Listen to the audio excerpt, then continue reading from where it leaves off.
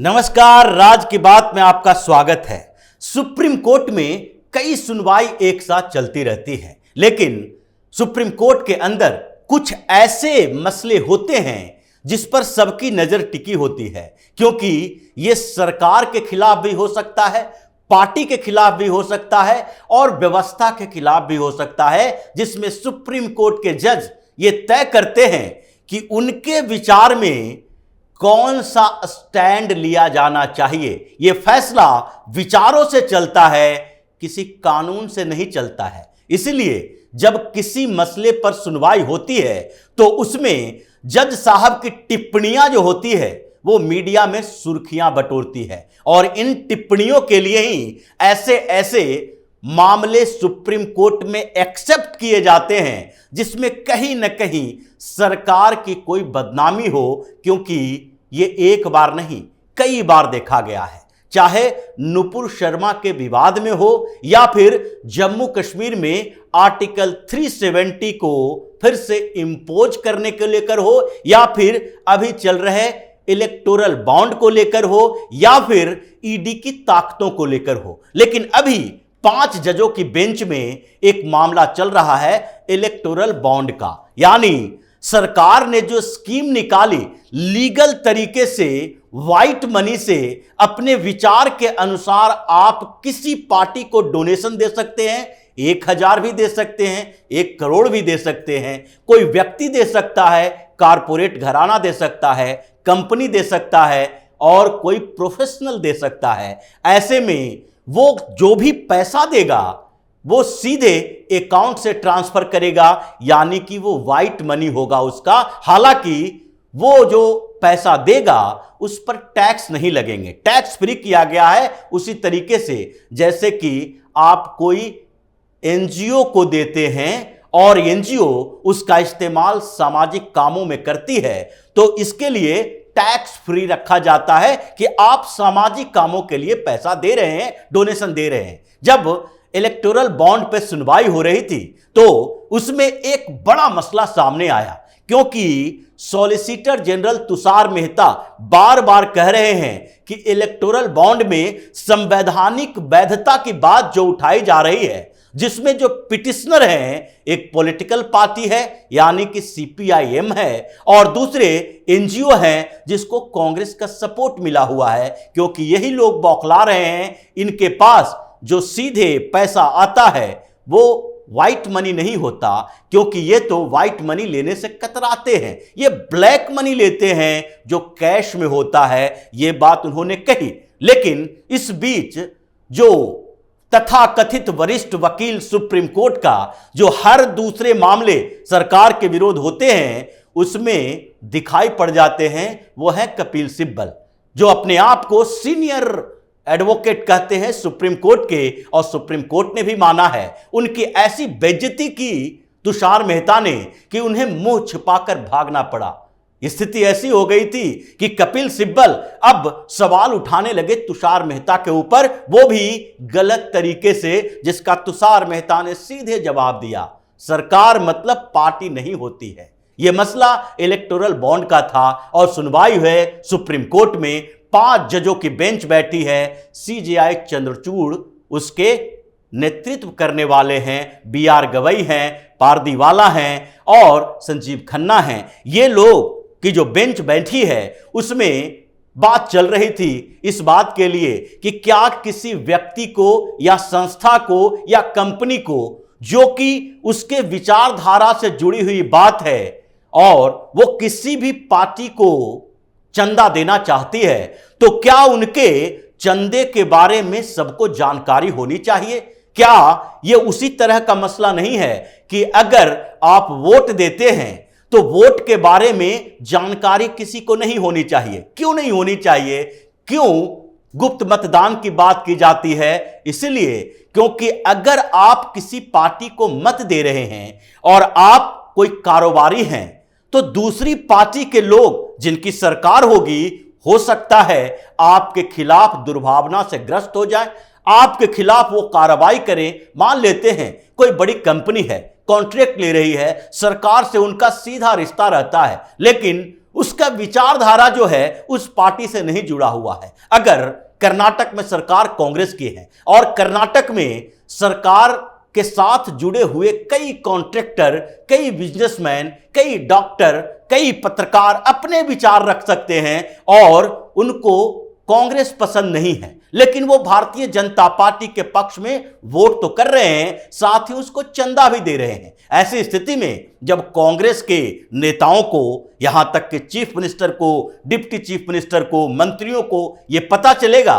कि वो सामने वाला व्यक्ति जो कि इतना बड़ा कारोबारी है, हमारे साथ डील करता है, वो भारतीय जनता पार्टी को करोड़ों रुपए का चंदा दे रहा है, यह है विचारधारा। लेकिन फिर भी अगर वो चंदा दे रहा है तो ऐसे में वहां की सरकार उसके पीछे पड़ सकती है कि तुम हमें चंदा क्यों नहीं दे रहे, और अगर हमें चंदा नहीं दे रहे हो तो उसका टेंडर कैंसिल हो सकता है, सिर्फ इस आधार पर कि वो भारतीय जनता पार्टी को चंदा दे रहा है। यह इसका उलट भी हो सकता है, जैसा कांग्रेस भी आरोप लगाती है, जैसा कि प्रशांत भूषण भी आरोप लगाए, जो कि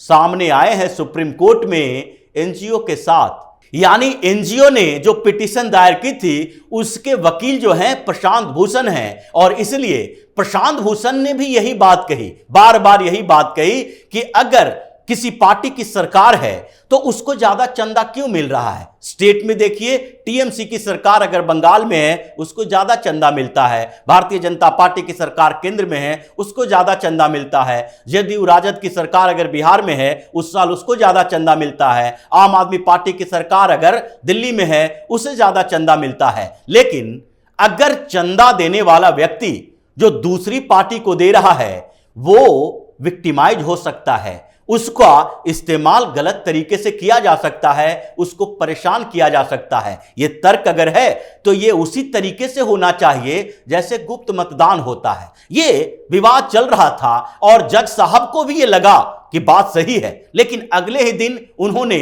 अपनी बातों से पलटने की कोशिश की और जज साहब की टिप्पणी इसी बात पर आई कि यह सिलेक्टिव हो सकता है। मतलब हम तो आपके बारे में नहीं जान सकते, यानी कांग्रेस भारतीय जनता पार्टी को चंदा देने वाले के बारे में नहीं जान सकती, लेकिन भारतीय जनता पार्टी की सरकार है वो तो जान सकती है। एसबीआई बॉन्ड जारी करता है, एसबीआई में इन कैश होगा, वहीं के अकाउंट में डिपॉजिट होगा, तो ऐसे में इन्वेस्टिगेटिव एजेंसी सरकार के पास, और दूसरी बात जो एसबीआई सरकार के नियंत्रण में, तो वो जानकारी ले सकती है। ये सिलेक्टिव तरीका है कि एक पार्टी को अंधेरे में रखें, दूसरी पार्टी के लिए जानकारी हो जाए। लेकिन ये जज साहब की टिप्पणी कितनी सही है, क्योंकि ये सवाल तो विपक्षी पार्टी के नेता उठा सकते हैं, ये सवाल तो दूसरे लोग उठा सकते हैं, क्योंकि ये सवाल जो है ये उठाया जाता है कि जिसकी सरकार है उसको पूरे सिस्टम पर कब्जा है। सरकार पर भरोसा करना जरूरी है। जिस तरीके से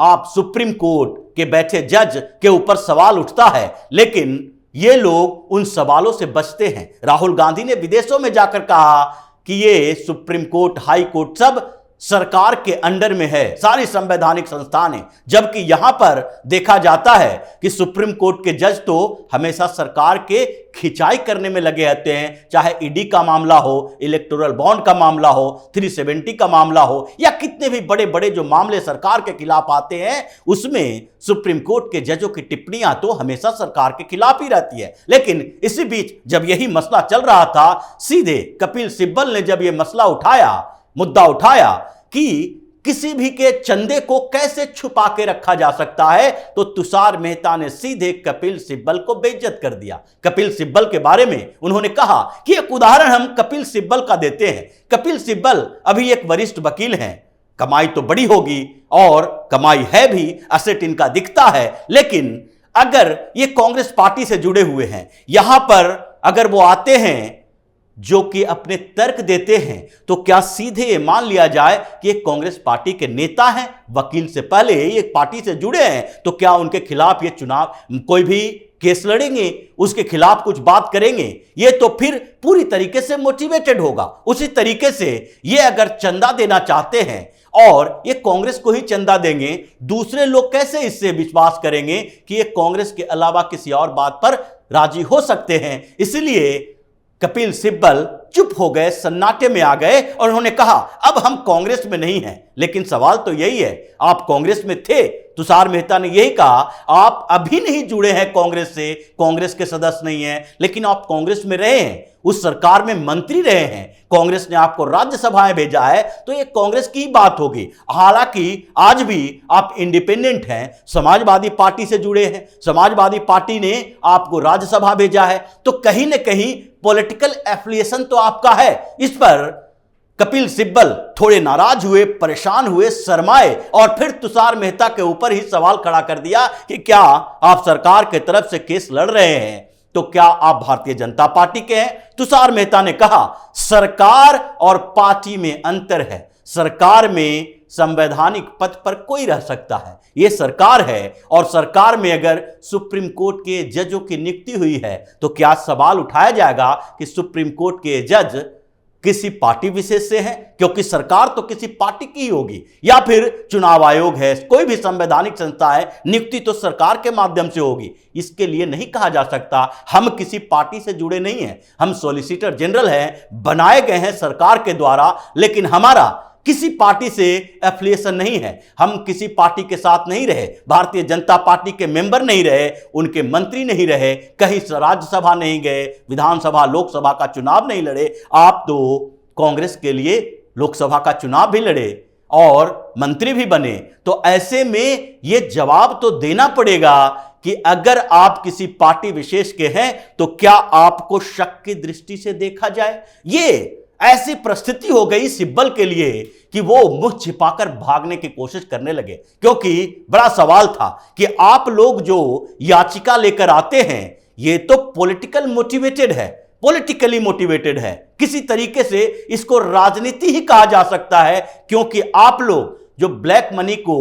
व्हाइट मनी में तब्दील करने का एक मशीन चुनाव को बना लिए हैं। यहां पर जो चुनाव होता है, चुनाव राजनीतिक पार्टियां हैं, इन लोगों ने ही ब्लैक मनी को व्हाइट मनी करने के लिए, चुनावों में पैसे का इस्तेमाल करने के लिए कोशिश करती रहती है। और जो इलेक्टोरल बॉन्ड है ये तो उसी तरीके से है कि आप अपने अकाउंट से पैसा ट्रांसफर करके बॉन्ड खरीदते हैं और उस बॉन्ड को किसी पार्टी को देते हैं, यानी कि डोनेशन के तौर पर। फिर आपके अकाउंट में जो पैसा है वो ब्लैक मनी नहीं हो सकता, आप सीधे पेमेंट करते हैं। इसलिए यह परेशानी पैदा मत कीजिए कि अगर किसी बिजनेसमैन ने किसी पार्टी विशेष को चंदा दिया है और उसे कोई ठेका मिल गया तो फिर विवाद खड़ा होगा। अभी की स्थिति देखिए, अभी भी कोई भी ऐसा आरोप जो राहुल गांधी या पूरी कांग्रेस पार्टी लगा रही है कि पीएम मोदी के साथ अडानी हैं, अंबानी हैं, ये एक भी ऐसा तथ्य सबूत नहीं है इनके पास कि अडानी ने मोदी के लिए क्या कर दिया, भारतीय जनता पार्टी के लिए क्या किया, क्योंकि अडानी का कारोबार सिर्फ केंद्र के स्तर पर सरकारों से नहीं चलती है। ये राजस्थान में 2500 एकड़ जमीन लिए हैं पावर प्लांट के लिए, वहां गहलोत की सरकार थी। छत्तीसगढ़ में माइंस मिला, वहां कांग्रेस की सरकार ही है, बघेल सीएम है। ये केरल में जो बड़े बड़े पोर्ट बनाए वहां पर सीपीएम और उसके पहले कांग्रेस की सरकार थी। ये अलग अलग राज्यों में कारोबार जो होता है वो सारे के सारे किसी न किसी पॉलिटिकल पार्टी की वहां सरकार होती है, हर जगह भाजपा की सरकार नहीं है। फिर भी आरोप तो लगाया जा रहा है कि केंद्र सरकार, मोदी, अडानी। ऐसे में सारे बिजनेसमैन, सारे प्रोफेशनल परेशान हो जाएंगे कि उन्होंने चंदा दिया और लोगों के सामने बता दिया गया कि इस व्यक्ति ने, इस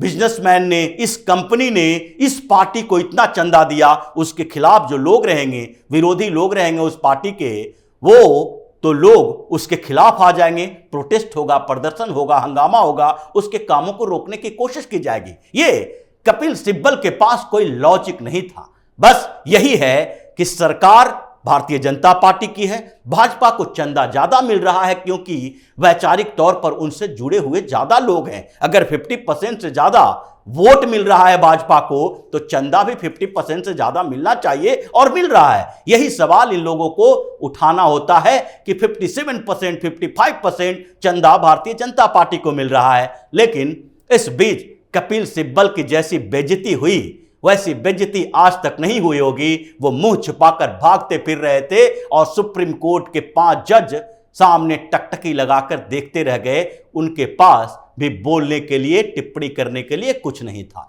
तो इसी तरह की खबरों के साथ फिर से हाजिर होंगे। तब तक के लिए बने रहिए हमारे साथ और देते रहिए हमें सहयोग, ताकि इसी तरह की खबर हम आपके लाते रहें। धन्यवाद।